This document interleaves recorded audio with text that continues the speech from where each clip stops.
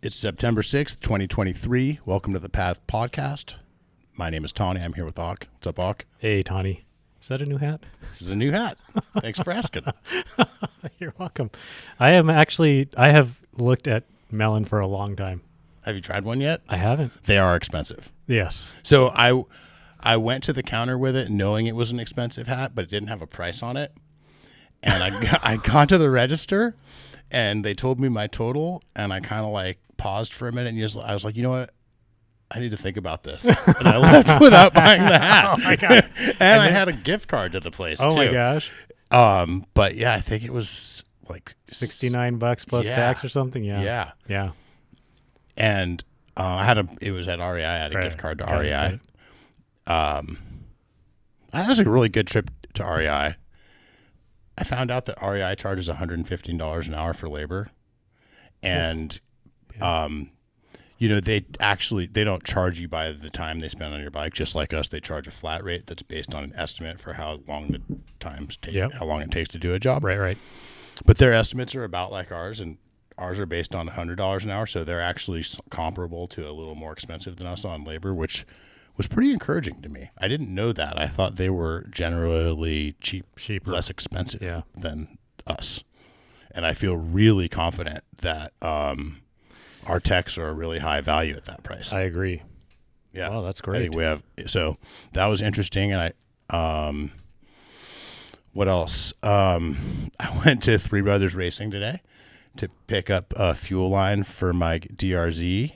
Oh. And I found out that I want a 7mm internal fuel line, and they have 1/4 and 5/8, which is either 6.3 millimeters or 8mm or something like that.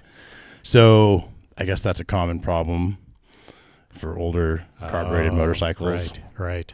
So I'm in search of a fuel line. But while I was there, I was talking to Eduardo, and he showed me some rad new electric dirt bikes that really that was pretty cool and fun to see what's coming in that space. And then we got to talking about the classic, like, why are bikes so expensive? Why is a bicycle as much as a brand new KTM? Right. And I argued a little bit in a good-natured way. Right. But I think I had some really good points. All right. So because we were standing next to like a $13,000 or $14,000 KTM. Yep. That is not that different than the one I have, except it's newer. Right. Mine's 7 years old or something. Yep. Geez, man, time flies. Mine's 8 years old now. 8 years old. Yep. So I just kind of pointed out, like, hey, those hubs are cast. Right. You wouldn't see cast hubs on a $2,000 bicycle. Right. And I just kind of pointed out some other things, like the bolts are kind of like hardware store level bolts and not polished or like low profile or anything like what you'd see on a bicycle. Right. And on and on. And then I also pointed out that most of his customers probably spend an extra $10,000 by the time they put aftermarket exhaust and aftermarket sprockets and suspension, right, and maybe a recluse clutch and all the other things they're going to put on it. Where the $13,000 bike, really not much you can do to it to upgrade it unless it's like touch points or just a personal preference or color. Right. But then I think I came up with my best point at the end. It just kind of occurred to me. I was like, imagine if each one of these had to come in 5 sizes. What would that do to the price? Oh. I think if each bike came in one size, I think they'd be 20 to 30% cheaper. Yeah. I agree. I agree on that. Based on just cost of SKUs. Right. And not even production costs, because it adds to the production costs. Yeah. But I'm not even talking about that. I'm talking about warehouse costs. Oh. Just the cost of having another 4 bikes in stock to sell a bike versus having 1 bike in stock to sell a bike. Right. That's expensive. Right. I think it cost me $8 a month to store a bike roughly in Tustin right off the bat. Right. So that extra 4, it adds up. It's a little at a time. It's also that you're going to get stuck with certain sizes at the end, whereas if it's one size, there's less of that. And that's that's not just at the retail, but that's at various stages as well. Right. So all of those costs are incrementally. The logistical cost of having more SKUs is really high. Right. That's why companies like In-N-Out do so well. Right. So anyway, that was a fun conversation, but it was good natured and good spirited. Right. And then I made the point that if mountain bikes were made with the kind of philosophical parameters that these motorcycles are made with, probably that most of them would top out at about $2,000 or $3,000. They'd be super functional. Yep. And they'd be kind of a blank page to do something on. Right. And they'd have a lot more opportunity to get lighter. None of them would have carbon frames. Right. Or carbon rims. Right. So it's just a different mindset. And then I said, I think if mountain bike designers started a motorcycle company, we would get like maybe a $30,000 or $40,000 motorcycle that's like 20 or 30 pounds lighter, right, and has a different kind of aesthetic. Yep. Carbon frame, carbon rims, maybe like less room for modifications after you're done. And you know what? Maybe there would be one with full travel with that I can that I can touch the ground well on both sides without having to. Right on my dirt bike, I can tippy toe the ground on both sides after I sag the suspension. Right. Which is doable for me. Right. But it wouldn't suck to be able to buy one with a lower seat for my height versus someone who doesn't. Who a lot of my friends can flat foot the ground on our dirt bikes. Right. But it's the same size dirt bike. Right. So yeah. Yeah, that's interesting. Moving on to bike news. Yeah, anything, sure. And what's new with you, actually? What is new with me? I'm having this experience right now with maybe a future guest on the show. Just really trying to schedule time to go riding. And man, the schedules just don't overlap. And I guess that's okay. Life is busy, and you just gotta, I guess, keep trying. Yeah. So, but it is kind of interesting how, I don't know what it is. Just even trying to get together to ride with people sometimes is a difficult schedule. Yeah. These days, I think a lot of people are, school just started. Everyone's adapting to post-pandemic, whatever that looks like for them. Whether it be work, whether it be your outside obligations, school. Yep. Yeah, exactly. So I think a lot of people are kind of trying to catch up on whatever it was they couldn't do during the pandemic. Right. And that includes family stuff, I think. Yep. Yeah. So, but anyways, no, that's, let's see, what else is new? I've been running. Yeah. Been running more, actually. Maybe we talked about this already. A little bit, not too much. Yeah, that'll make you strong. That'll make you strong. It's been good. Here's an interesting thing. This is a little bit of shop news, maybe. Did you know that the brand Momentum bikes is made by Giant? Yes. Yeah, I didn't. I only semi-recently learned that. Even though you own one, you didn't realize that. Well, see, I just recently owned one. Oh, okay. I've known for a little bit of time, but I had kind of forgotten that. Yeah. And so I guess I don't totally know the backstory on that.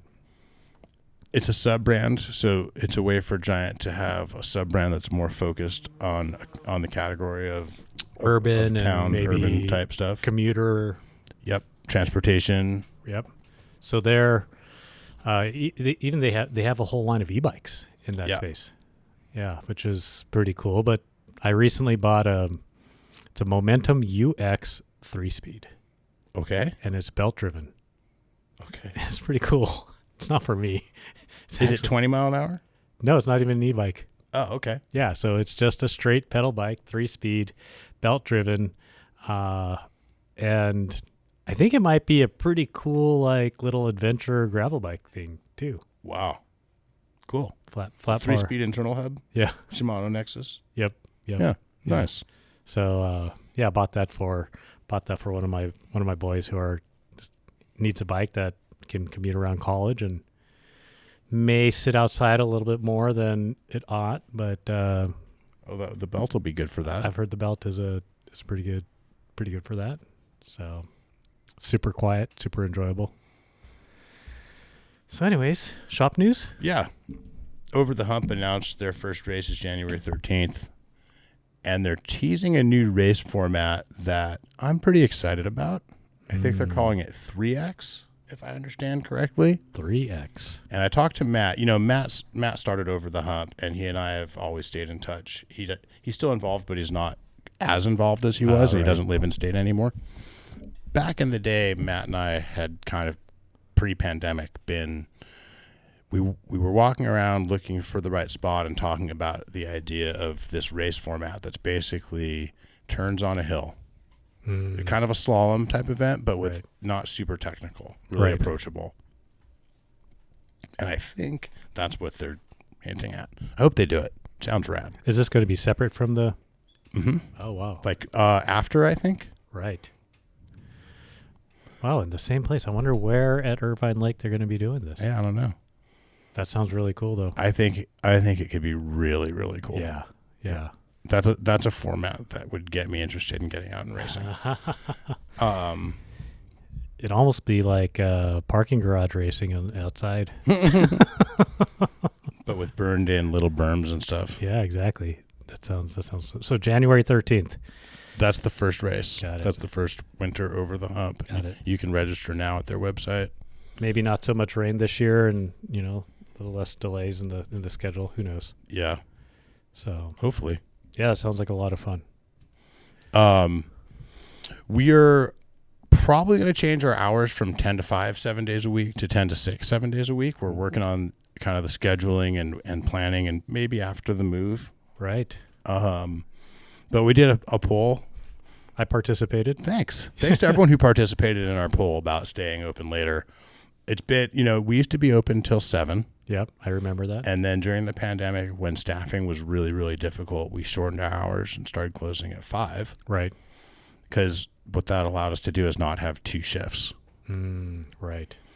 And one of the things I had noticed was that a lot of our most difficult customer interactions and kind of worst outcomes were happening between 6 and 7, or even after 5.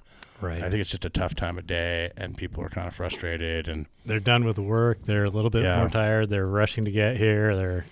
But on the other hand, I know that a lot of people work till 5, and I kind of sensed that there were some people who I hadn't seen in a while who maybe only came ever after work. Oh, I see.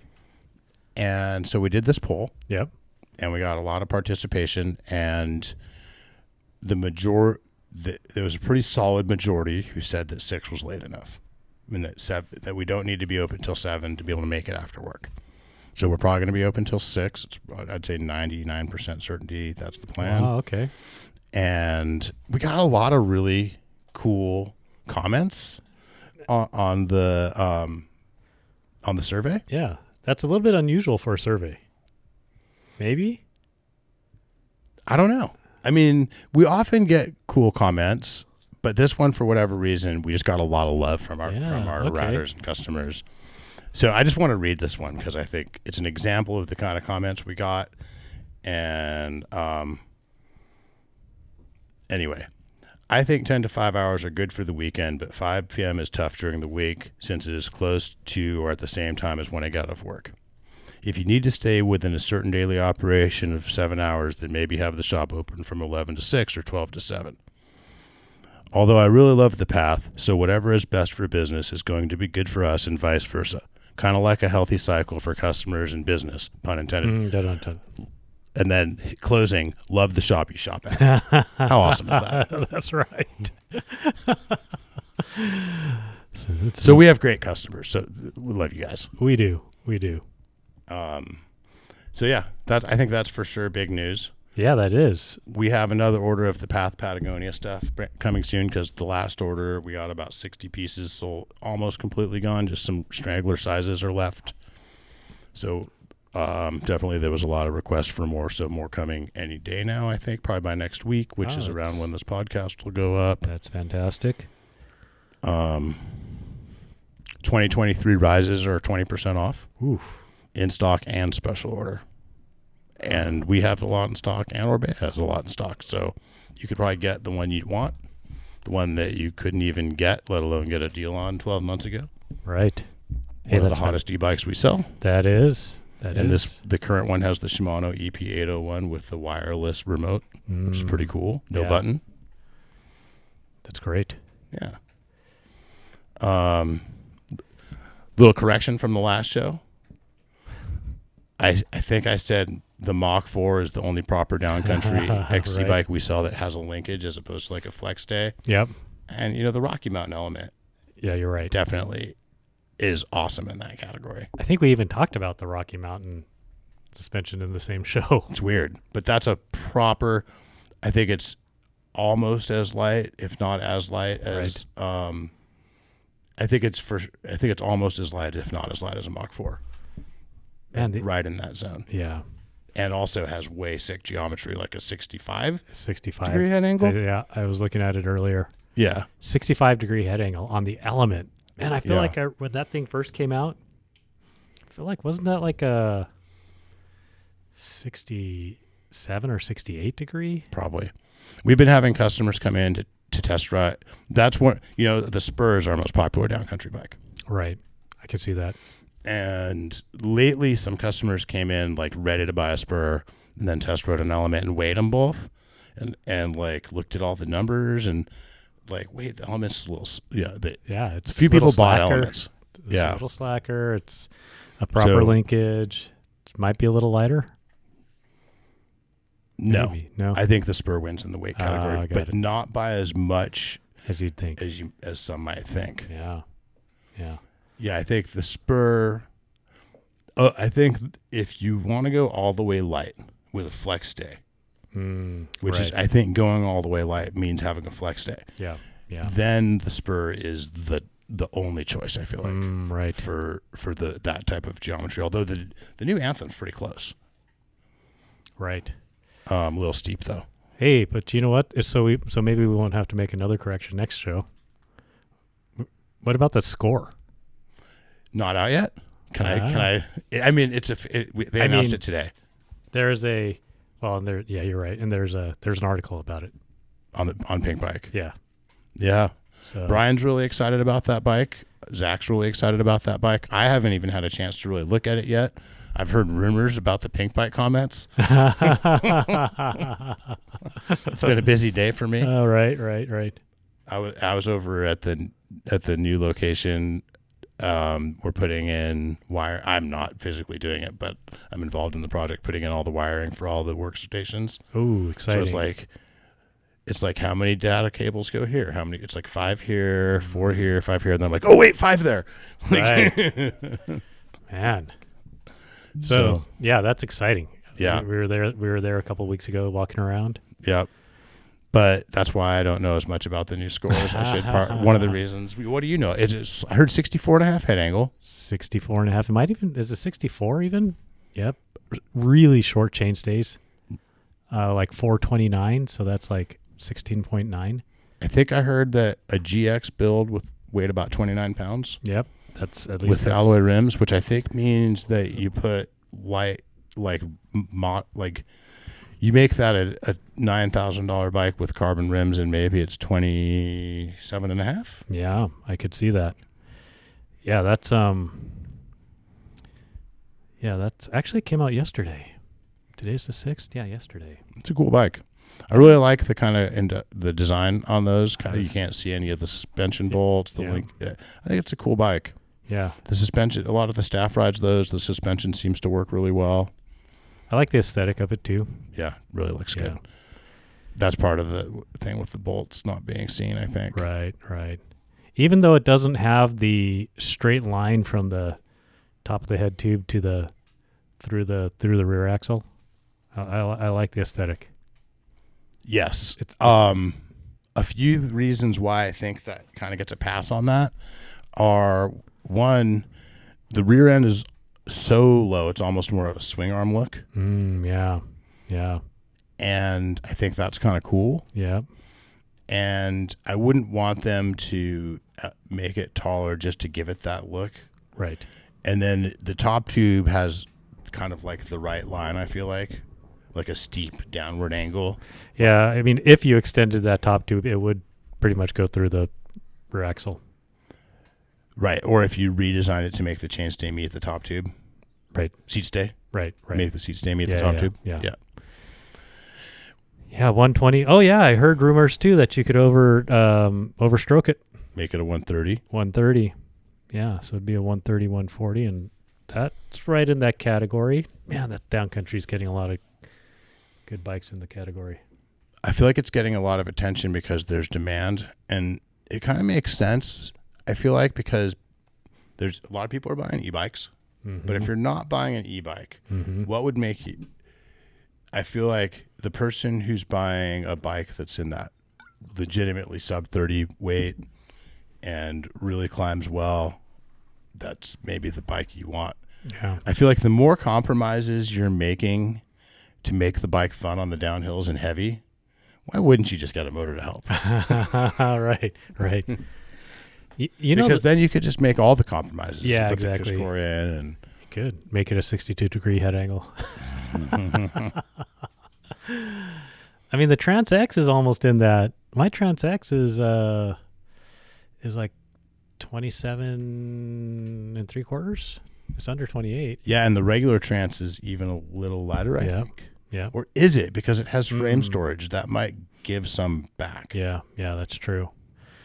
That's true. But it might not have as slack of the head angle.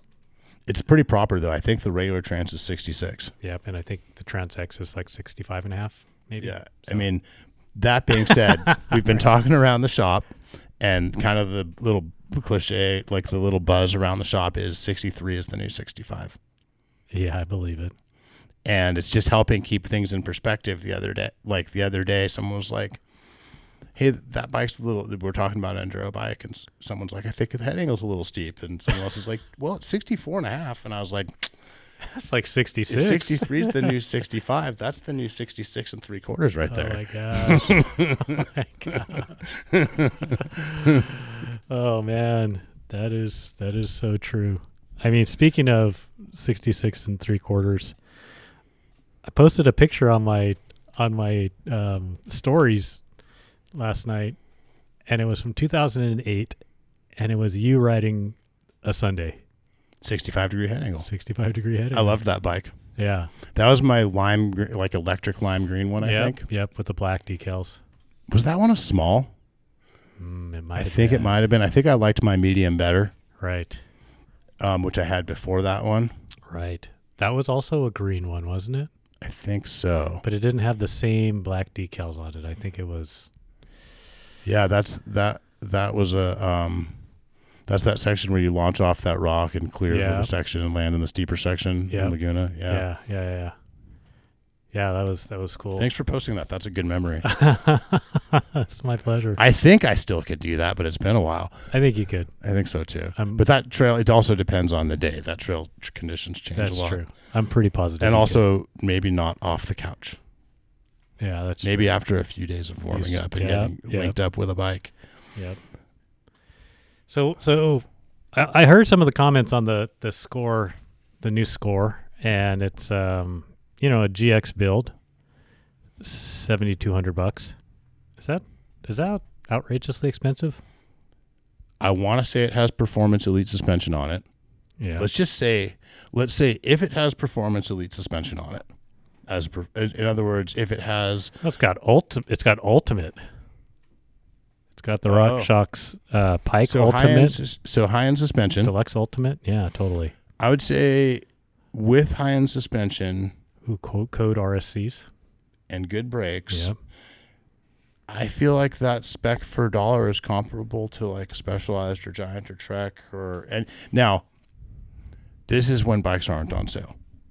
Right? Like if you compare it to all the bikes that are on sale right now, it's a bad value. Yeah. But I heard there were a lot of pink bike comments that it was a bad value. That's what I heard too. It just doesn't necessarily, I mean, we can look at some bikes, but we should probably just stay. Yeah, totally. But I think all that to say, I don't think, for a full carbon front and back, good suspension, good brakes. Yep. And it's a 2024 that's not on sale and that's new. Yep. It's got DT Swiss XM 1700. I'm just going to compare it to a bike that I think is a good value, but also a good enough bike that they can get. Because I think a spur. Right. How much is a GX spur? Yeah, it's interesting. Anyway, Yeah, we can. it's an interesting question. Yeah, but I don't think it's a. Let's see. Yeah, I think. I like the short chainstays on that bike. And what's it called? Do you remember what the new Scor is called? That's the 2030. Scor 2030. Yeah. And they're not going to do an LT and a short travel of it that we know of? Not that we know of. Yeah, see, I think if you look at other builds... I mean, a GX spur is $6,300 before it went on sale for $5,300. Performance Elite. That would be like... That's solid suspension. Yeah, but you'd have to put the factory on it, I think, to make it... Comparable. I agree. And... Yeah, I'm going to say also... I suspect there are some nuances in the build that are nicer on the Scor. Yeah. But that does help make the point why some people think that, I guess. Yeah. But I think that suspension is going to increase that cost. I think if you compare it to a 2024 bike with a linkage and that level of suspension and brakes and carbon front and back triangle. Yep. If you built up... I wonder what the hubs are. Oh, yeah. Here. It's quite possible that the wheels are different, huh? Yeah. Race face hubs. Race face Affect R with the race face hubs. Okay. I think that's going to be different. That'll be a cost differentiator. I mean, I think the DT Swiss XM1700s are probably a little more expensive. Certainly more desirable. Yeah. Definitely way more desirable. Yeah, it is interesting. So maybe it's not as big of a difference as people might think. Again, it's not on sale, so that makes a big difference. I think that's what people are... Maybe it is a little high price. Yeah. But I think we have to see other 2024 bikes. Yeah, that is so true. That is so true. But all that to say, yeah, that downcountry segment is really kind of cool. Yeah. I'm still going to keep my Trans X, though. Yeah. Yeah. Because I can mullet it. Because that's a proper trail bike that's downcountry light. Yes. Yeah. Hey, I saw you. I heard you might have done a Cushcore install. We had that thing where you get your Cushcore's in, your sealant is in, and your tire is on one side, and it's like 3/4 of the way on the other side. Yeah. Had a customer come in that situation, and I was like, let me just see what I can do. And Wait, they brought the wheel in like that and was like, I can't. Yeah, I give up. I give up. Yeah. I've done that before. Not on the Cushcore, but I've done that before. So I did the thing where you push the rest of the tire into the channel. Yep. You kind of scoot it under the Cushcore. Yep. With my hands. Yep. And then I did the technique Chase taught me that I think I've talked about before on the show. Yep. And in about a minute and a half, I had that thing on there with no tire levers. Oh my gosh! I felt like I had accomplished something. That is dude, it's funny, but I was proud of him. I went in the back and bragged to the techs. You should. That's a braggable moment. But also thanks to Chase for really, I really appreciate someone who shows you a technique that actually helps. Man, and you got mad props from probably that customer who brought that in after probably having done the... You know that thing where I think the customer, instead of really appreciate, I think the customer really appreciated it, but I think they I think they took it more as it should have been easy for them. A failure on their own part rather than a success on your part. I've been working these fingers out for 20 years on tires, and then someone showed me a technique, and I like techniques. So, dear customer, if you're feeling like that, please don't. I've actually personally given up on Cushcore installs before I knew that technique. So, because to me, the trash can thing isn't as good of a solution. Right. Doesn't do it. Doesn't make it easy for me the way that technique does. Yeah, no. I use the trash can technique. It's a Home Depot. Maybe sometime we'll have to do a video demonstration of that would be cool. The chase technique. Yeah. It's like shocking how much it helps. So yeah, but I think that's a really common thing in the bike shop where the right tools and the right experience and maybe whatever it might be, maybe some strong hands or whatever. Yeah. People don't understand the cost of that. And also too, like not everyone goes that way. There are ones that all of us struggle with. I mean, we have Cushcore because every tire fits a little different. Every rim fits a little different. Yeah. If the rim and the tire are fitting in the make it more difficult way, right? It can be really difficult. Yeah. And full disclosure, I don't know for sure if that was Cushcore Pro or Cushcore Trail or right. But Cushcore XC. It felt properly Cushcore-y. What kind of tire was it? Do you remember? Yeah, it was some kind of Max SCXO type tire. Oh, got it. Nothing too crazy. Right. So, yeah, fun little. I do not like bragging, but it makes me feel awkward. But I was proud enough of that to volunteer to feel awkward. Yeah, that's fine.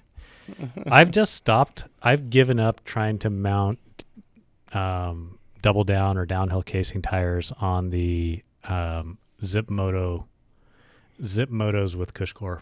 Maybe I'll teach you the chase technique and maybe it'll work for you. Because I can get them on with tools, but the tool always like messes up the rim tape, and rim tape on those is really. And the problem is those don't really have a channel. Right. Yeah. People do get it on there though. I know. Yeah, I brought it in, and the techs here are always able to get that on for me. And I'm super happy that they can. Did you see registration for the Vision Quest is open? Man, yeah. And the Counting Coup is the same course? Close? Not exactly. Remember the Vision Quest used to be the Vision Quest was you would do the Counting Coup and then you'd go up West Horse Thief down Trabuco. Correct. Now the Vision Quest is you do the Counting Coup except instead of turning right and going down motorway, you go straight up to Sierra Peak? Correct. And turn around and come back down motorway just right. to add some distance because there's no Trabuco. Thief and Trabuco aren't open. West Horse Thief, yeah. So I would say in my mind that means it's a good year to do Counting Coup.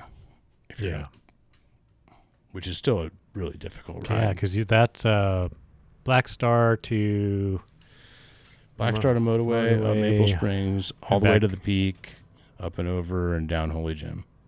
Yeah. Which is a pretty awesome event. Yeah, for sure. Thanks to everyone who's doing work out there. Yeah. Again. Super stoked Holy Gym's open. Have you ridden it yet? I have not. Oh, man, we should do that soon. Have you? No. Oh, my gosh. I've barely ridden since June when everything got all crazy with the new system and moving and everything. That's right. Congrats on getting your new POS going. Thanks. I'm living for the future right now. I really don't believe in living for the future, but I will make exceptions for like times of hardship and transition, and also for like spurts to build new things. Right. Like, so that's where I'm at. Working hard, living for the future. Head down. Yeah. That's kind of my motto right now. Keep your head down and keep going. There's an end to this. This is temporary. Yeah. It's once we get moved, I think I'm going to take a week or two to sit at the beach. Have some go self-care. Go surfing and go for some rides. Self-care. Yeah. That's fantastic. Should we hop into some listener questions? Can I hit one more topic first? Of course. No, totally. Did you see 750D? Oh, my gosh. I did. I thought of Reggie Miller when I saw it, but yeah, I mean, like, I saw 750D. Can you explain that for us? 750D is 50 millimeters roughly bigger. It's a rim that is roughly 50 millimeters bigger around than 700C. Right. which is a 29er. Right. So a 700 is 29, 650 is 27 and a half. Yep. 600 is 26. And so this should be about 30 and a half. That's how I do the math. Yep. Yep. And usually these are with a 2-inch tire roughly. Right. So it'll be bigger than that with a 2.4. Right. Just like a 29er is bigger than 20. All the sizes are bigger than their stated size with a big tire. Yeah. I have for a long time prophesized that there will someday be a new bigger tire standard. And this has actually come out. An inch and a half bigger is perfect. Yeah. And they tried this, I think, a long time ago. Maybe. I don't know. Yeah. But I think, so what I picture is this is, for right now, it's meant for gravel and it's meant to run, roughly speaking, a gravel tire and have it be as big as a 2.4 29er on the outside. Like a 2-inch or slightly smaller tire. Right. So what I picture is now there's a rim. Yep. Soon probably there will be some 2.3 tires and 2.4 tires that fit this standard. Right. After that, all we need is a fork and people can start making bikes. Right. And I bet it fits into some 29er forks, just like we used to. Not that I'm saying we should do that. Right. Because probably we have to reduce the offset some more, I'm guessing, or something. Or maybe increase the offset because the trail is going to get longer. So depending on how we're looking at it, we might have to increase the offset. Yeah. But we're going to have to tune geometry to it and everything. I think it's coming. I don't know if it's 5 years, 10 years, 15 years. Coming. I think that, and I don't think you have to be as tall as Reggie Miller to appreciate a wheel size that big, is my guess. Right. And let's just do some like a basic thought experiment on wheel size. Let's say if you're 4 feet tall, roughly speaking, 20 inches is the right size for you. Okay. Wheel size. Yep. If you're 4.5 feet tall, roughly speaking, 24-inch wheels is the right wheel size for you. If you're maybe 4'8" to 5 feet, maybe 26. Much over 5 feet, maybe 27, and very much over that, you're maybe even starting to want a 29 front. Right. And my daughter's 5'3", she prefers 29 over 27 and a half. Okay. I suspect that there's probably 4'8" people who would prefer or I suspect there's some kids who would prefer the right 26 with enough standover and everything to their 24s and everything too. Yeah, that's a different story. It's kind of like the crank conversation. In the crank conversation, my point is, our point, going back to even when it was a conversation with Nathan, is that more sizes for more people and it's skewed too long. Right. I'm saying with wheels, more sizes for more people and it's skewed too small still, maybe. Yeah. And I really feel that if I was going to get a cross-country bike, not quite 5'8", I'd for sure get a 750D? 29. I'd get a 29. Yeah, for sure. Of the bikes available to me today. Yeah. So following the logic that we did with wheel size and kids' bikes and where we got so far, if my height is for sure 29 for a lot of people, right? If you're 4 inches taller, 6 inches taller, or maybe we go by percentages, which would kind of push us into reality a little bit and keep us from getting too crazy with the idea, right? So like, what percent? So from 20 to 24 inch wheels, that's like four out of 20%, roughly 20. Yeah, that is a 20% increase. So let's say if we go another 6 inches into a 6'2", we do a 20% increase on 29. What's that? Let me do the math real quick. 29 divided by 0.8. This is a 20-point margin. That's not quite right. Yeah. Let's do 29 times 0.2. So we're adding 5.8 inches to 29. We're going to get to 34.8. So point being, for a 6'2" person, 30 and a half doesn't seem crazy big from the kind of logic so far that we're talking about. And you look at, I mean, even, on the whether it be cross country or downhill stage, the, I don't know if there's any pro cross country racers that are running anything but 29. Right. And I'm sure there's racers that are. I sort of wonder that maybe some of them would be better off on that, but that's just what their sponsor makes. Right. And on the downhill circuit, there's some tall, not super tall racers that maybe possibly could benefit from it. I suspect that if 29 is the right rear wheel size for you for downhill, right, the front wheel size that's right for you is 30 and a half. Yeah, I could totally support that. You could MX with a 30 and a half at 29er. Right. I think it's fun. I don't know. Maybe you heard it here first. Yeah. You need maybe one of the top World Cup downhillers who could support that. That's kind of what happened with 29er, right? Like there was some push for some of the bigger names, possibly. I think the way I remember it, some weirdos in Colorado, Willits and some other people, started making 29ers, and mostly at first really tall people were gravitating to them. Right. I was thinking the transition to the downhill. Oh yeah. So much later. I think this will hit first on XC. Yeah. XC and gravel. Well, it's already hit gravel, so to speak. Yeah. But I mean, like, the earlier adopters will be. I could see it happening earlier in gravel because some courses do like big tires, and if it's a rigid fork, it's not hard to get to production. Yeah.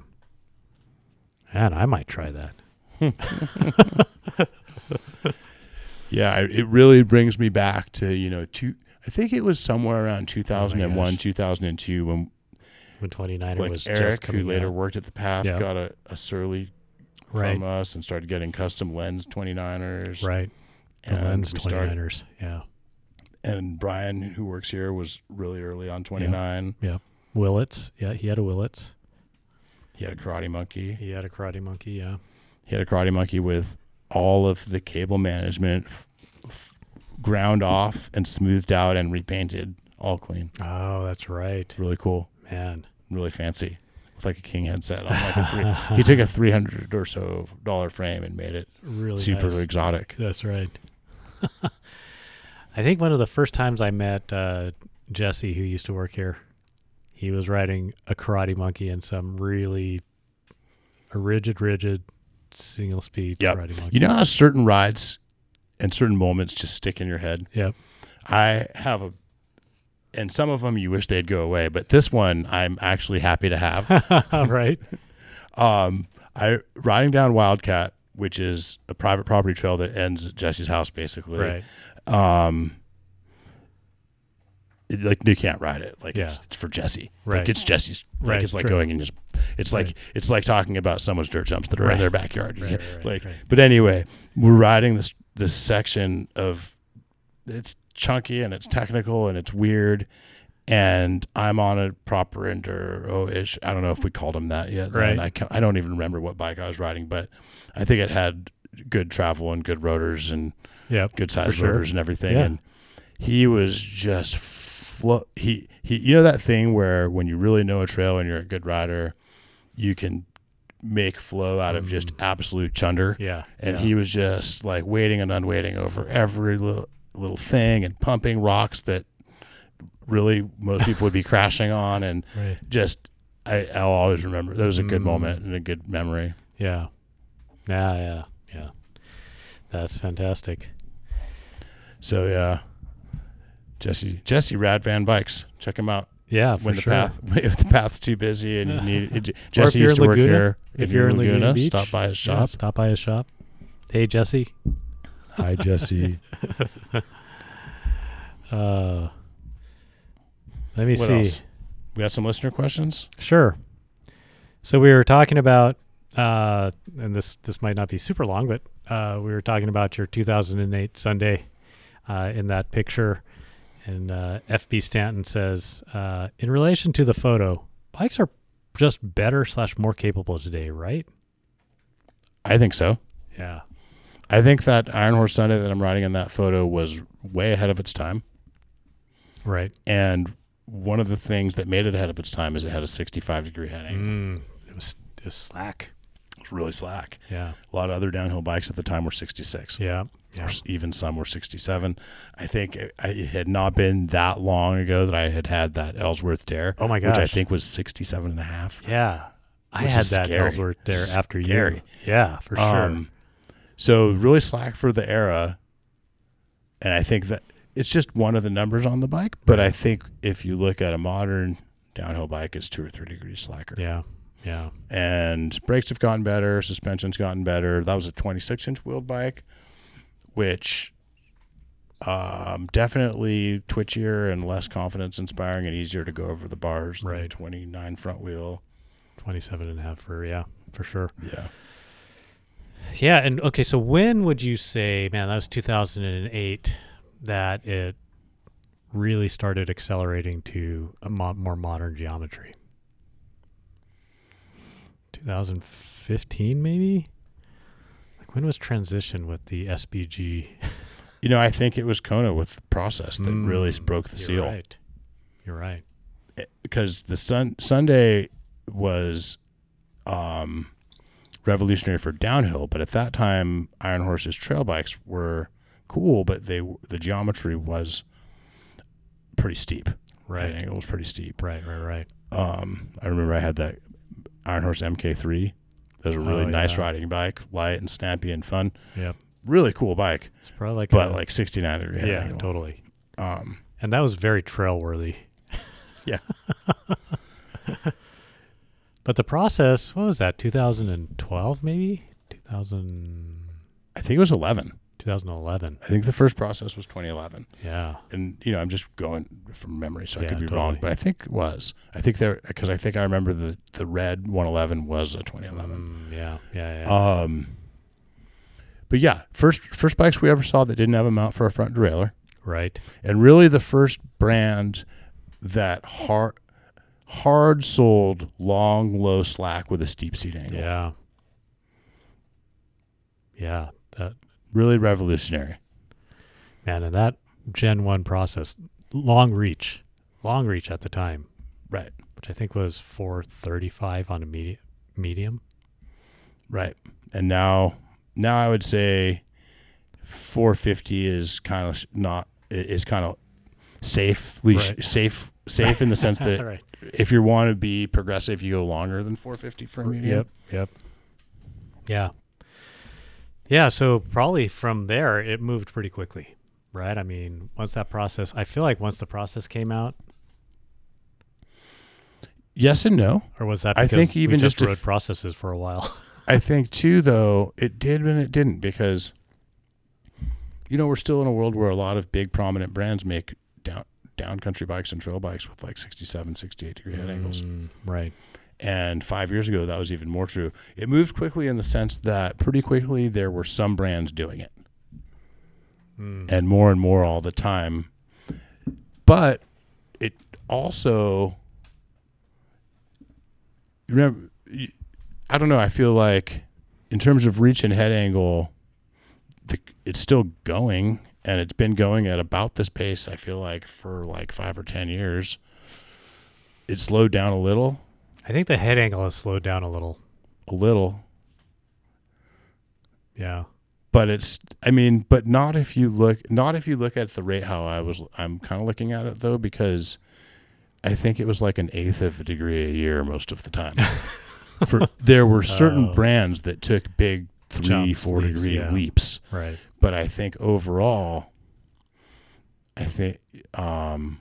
your average big brand trail bike was still 68 in like 2019. Right. Yeah, that's an interesting one. But you could find that is very true. But in 2019, you could find brands that were much more progressive in their geometry. I think that's around the time when Santa Cruz came out with a 65 degree head angle on the tall boy. Right. Yeah. Yeah. No, great. So yeah, definitely bikes are more capable today. Yes. And heavier. And heavier. So Oh, that's more capable of shredding sometimes, and I think overall mostly not less capable climbing, but heavier. Yeah, because which in some ways might make it less capable climbing. Yeah, that Gen 1, like we've talked about many times, the Gen 1 tall boy and several other bikes in that generation, much lighter. I had a Gen 1 tall boy with a dropper post and like OK tires that was 26.5 pounds. Yeah.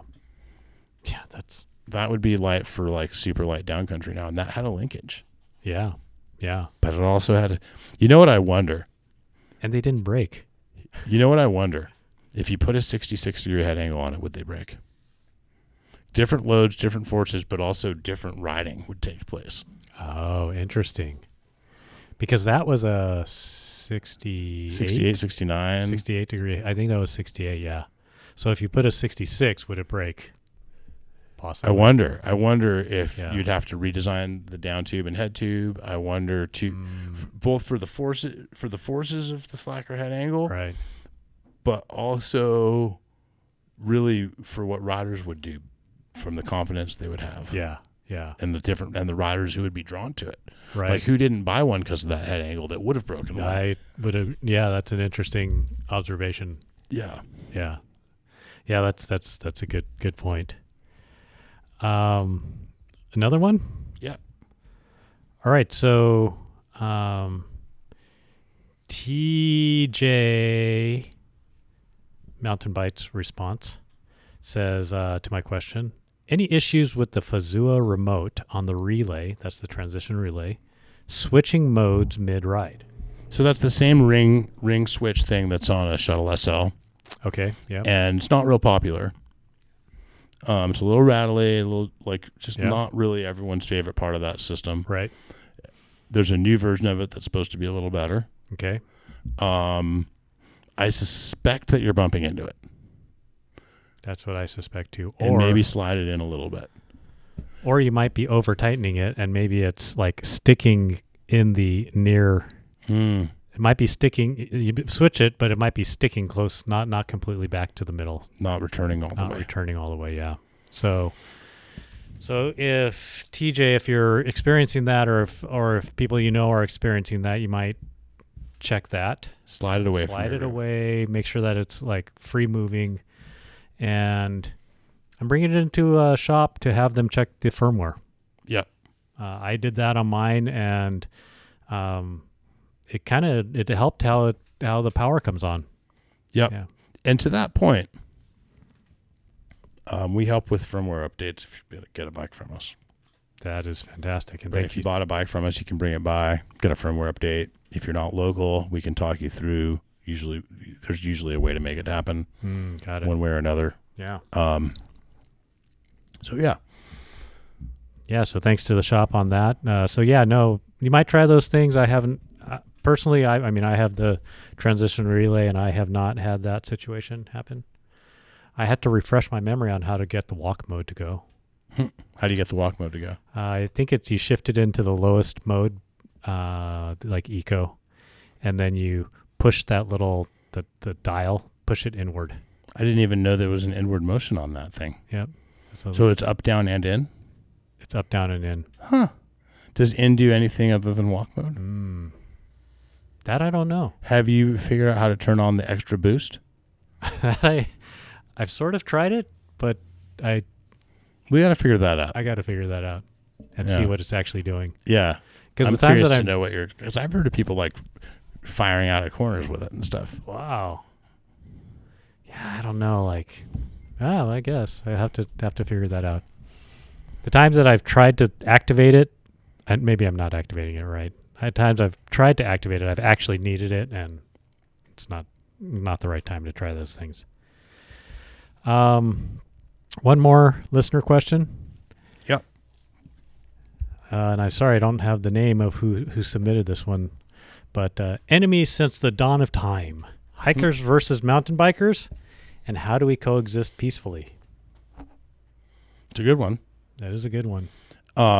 Maybe not since the dawn of time. I got into mountain biking because I was hiking and saw people mountain biking and thought it looked cool. See, maybe not the end. I think different zones are worse for this than some zones are worse for this than others. I feel like I have almost 100% success rate just being friendly and getting hikers to be friendly with me on the trail in Orange County. I agree. But when I've gone to Mount Wilson, I have encountered a different level of animosity. Oh. I wonder if there's a greater occurrence of bad behavior on maybe both sides. Maybe.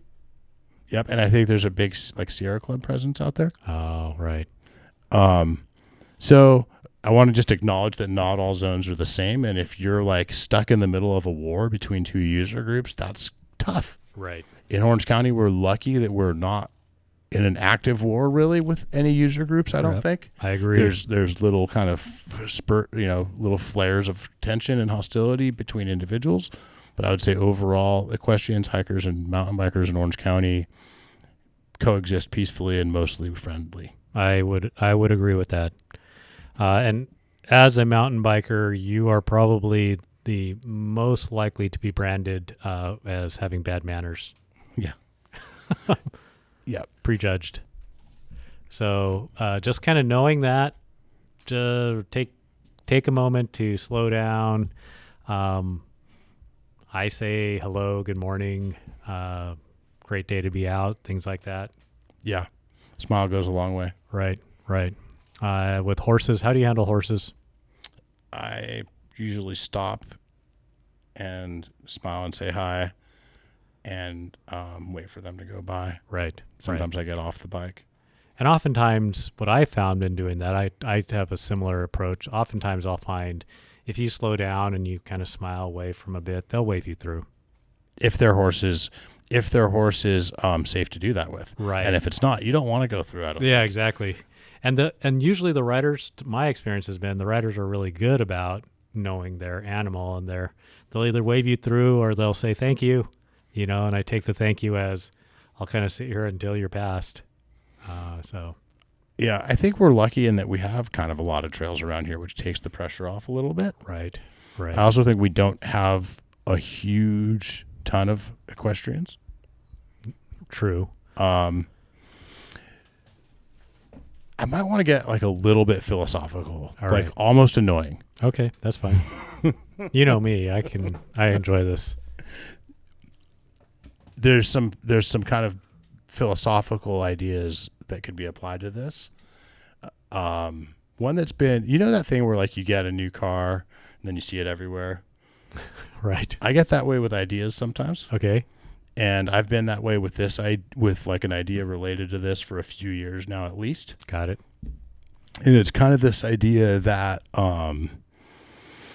we're all kind of fighting our own demons. We're all kind of at war with ourselves on some level, on some topics. Okay. And all of us kind of beat ourselves up about some stuff. Yep. And I am not claiming to have passed this level. Okay. I'm still on this level of beating myself up and making myself miserable. Right. And then having that make me a less likable person and therefore not get treated as good, which then feeds into the cycle. Right? Yeah.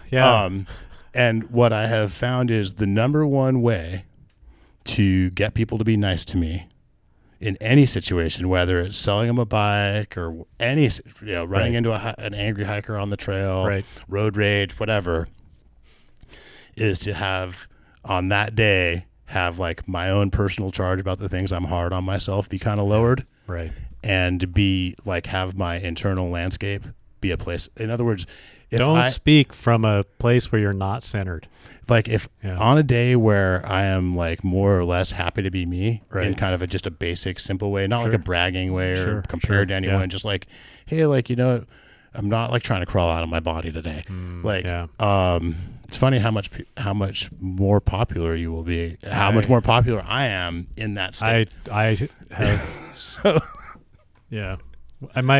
We might express it slightly differently or whatever, but I agree with you.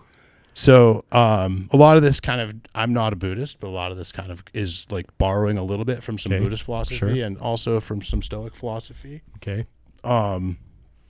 But it's also, I think, one of those things that's on some levels kind of just self-evident, and if you and almost everyone's, I think, experienced this to some degree. Yeah. So I think a big one is take care of yourself.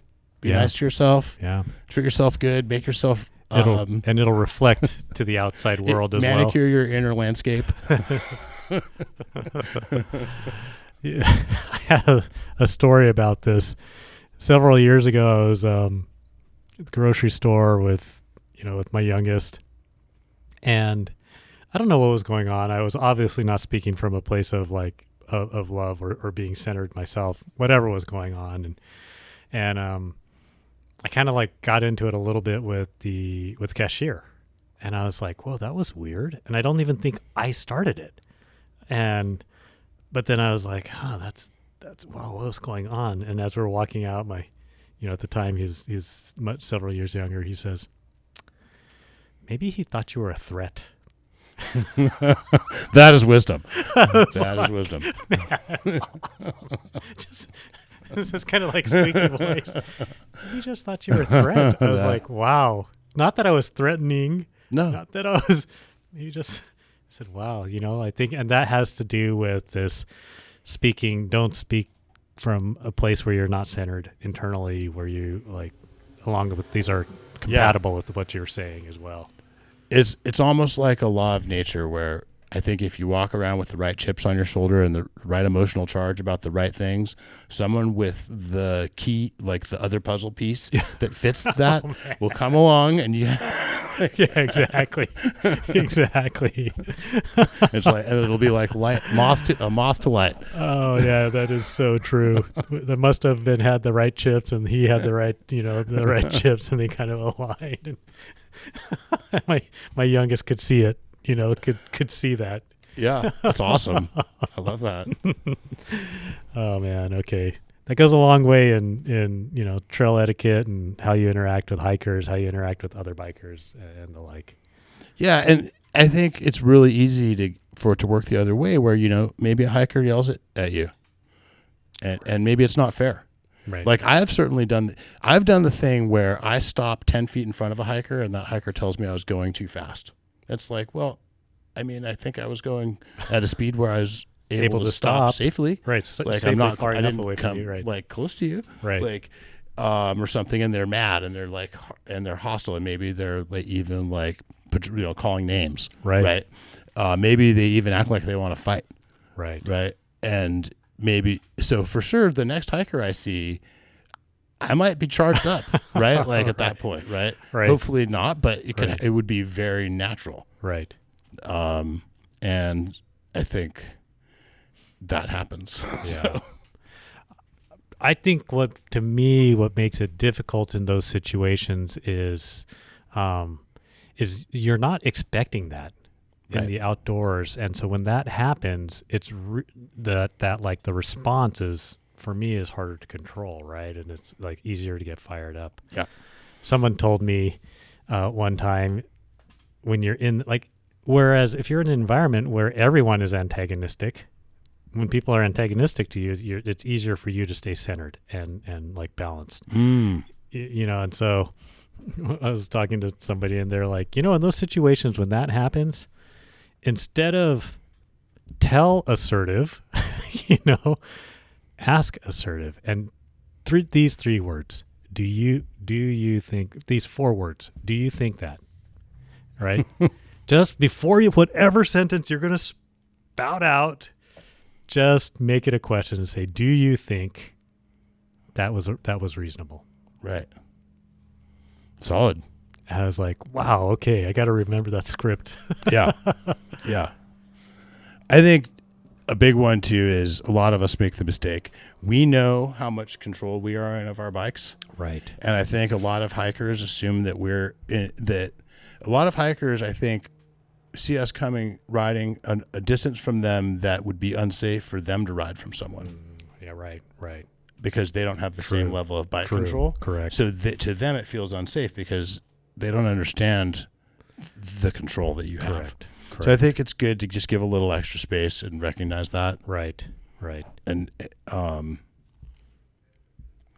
big smile and then a not too loud, like good morning or good afternoon. Right. I feel like goes a long way. I totally agree with that. And I've gotten away from how you doing. It's too much of a can of worms. And to be honest, like some days I don't want to be asked because I want to be sincere, but like I don't want to be negative. Right. Like, right. So I've even stopped putting the good in front of the morning. just morning. Yeah. It's implied. The good's implied. And so they can take it like, and if they're not having a good morning, I'm not rubbing it in their nose. That's good. I like that. So. Also very non-judgmental of you. Right. Non-judgment. I have had somebody say to me, so what's so good about it? I said, I didn't say it was good. I just said it was morning. a morning. Do you think that I said good morning in that state? Well, and I think good morning isn't that kind of like a shortened I hope you have a good morning? That's true. Like wishing someone, yeah, like that is wishing true. them. I wish you well. Yeah, I think that's what it means. Yeah. Yeah, it's not a statement on this it's not a statement on the status of the time of day. It's a good morning because 30.5-inch wheels are coming. Oh man. Oh, that's great. That's great. Is that a podcast? I think it is. Thanks for all the questions, listeners. I hope that this continues and we get more fun ones and more of all kinds. And I would also invite to not just questions, but participation, comments, topics. Yeah, for sure. Like just bring up a topic even. Send us, and I'll try to remember to. I try to put it out. Yesterday I put it out a little bit later. Before you close, love the shop you shop at. I love that. I love that. Yep. Thanks, Jake. Thanks, Ock. Thanks to all the crew at the Path and all of. I think they're called stakeholders, which would be the riders that come here and the vendors that supply us and all that in our community. So thanks to everyone. And let's all remember to love the bike we ride.